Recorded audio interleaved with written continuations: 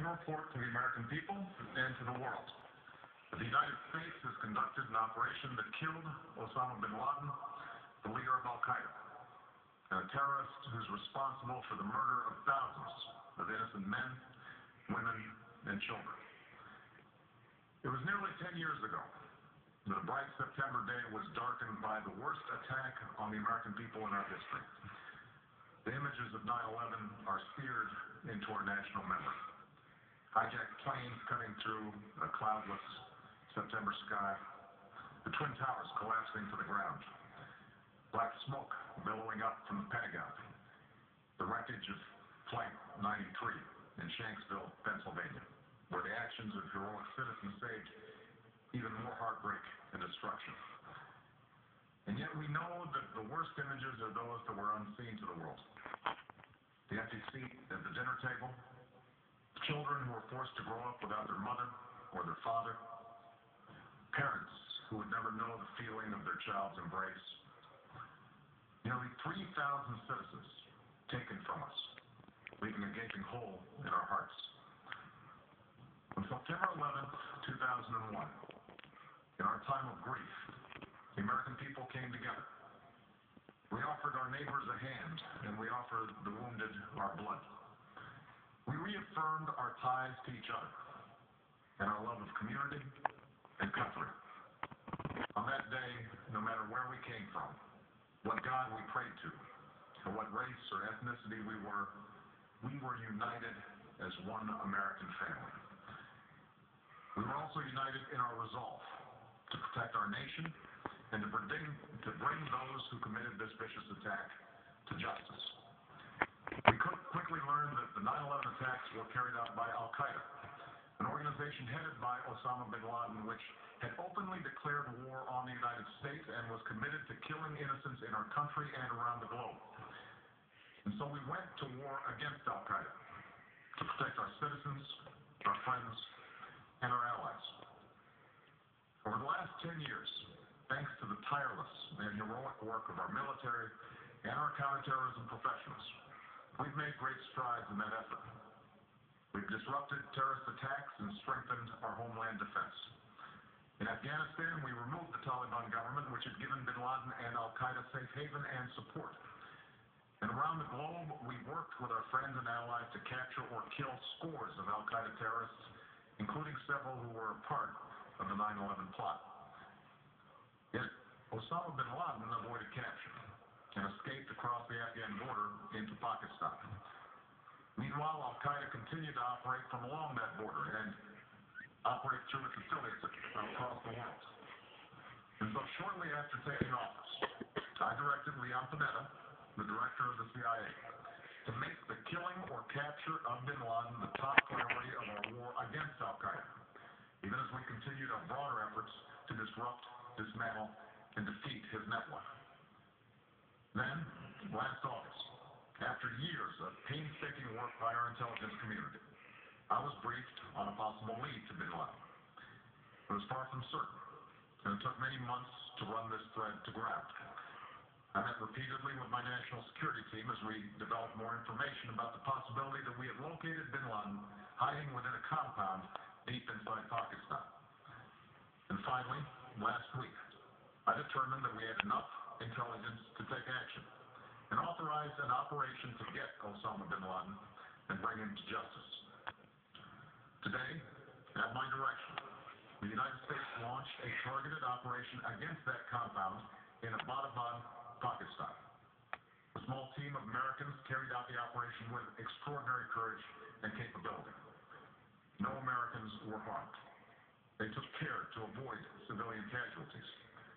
After a firefight, they killed Osama bin Laden and took custody of his body. For over 2 decades, bin Laden has been Al-Qaeda's leader and symbol, and has continued to plot attacks against our country and our friends and allies. The death of bin Laden marks the most significant achievement to date in our nation's effort to defeat Al-Qaeda. Yet his death does not mark the end of our effort. There's no doubt that Al-Qaeda will continue to pursue attacks against us. We must, and we will, remain vigilant at home and abroad. As we do, we must must also reaffirm that the United States is not and never will be at war with Islam. I've made clear, just as President Bush did shortly after 9/11, that our war is not against Islam because bin Laden was not a Muslim leader. He was a mass murderer of Muslims.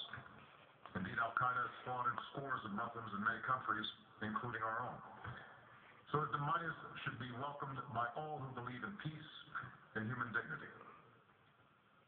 Over the years, I've repeatedly made clear that we would take action within Pakistan if we knew where bin Laden was. That's what we've done.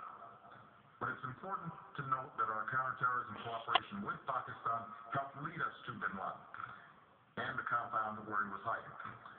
Indeed, bin Laden had declared war against Pakistan as well and ordered attacks against the Pakistani people. Tonight, I called President Zardari, and my team has also spoken with their Pakistani counterparts.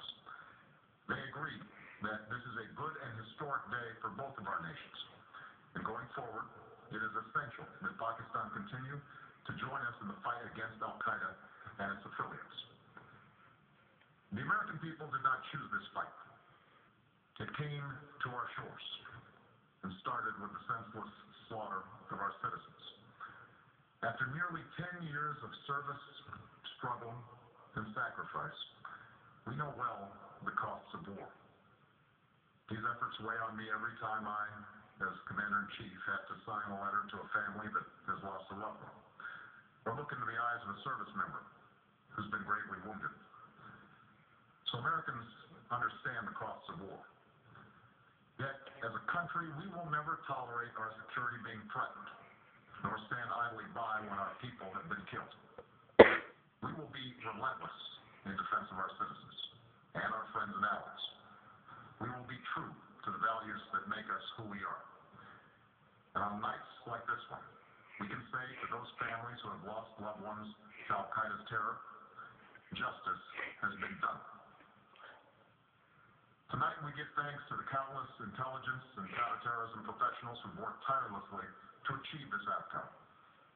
The American people do not see their work nor know their names, but tonight they feel the satisfaction of their work and the result of their pursuit of justice.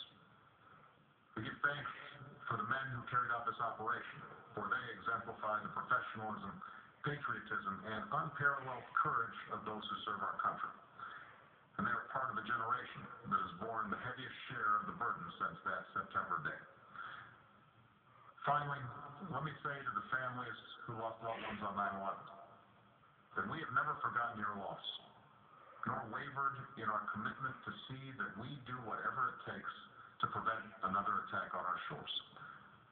And tonight, let us think back to the sense of unity that prevailed on 9/11. I know that it has at times frayed.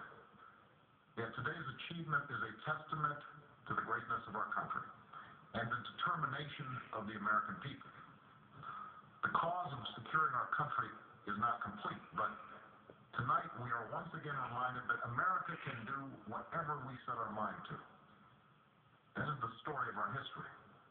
Whether it's the pursuit of prosperity for our people, or the struggle for equality for all our citizens, our commitment to stand up for our values abroad, and our sacrifices to make the world a safer place.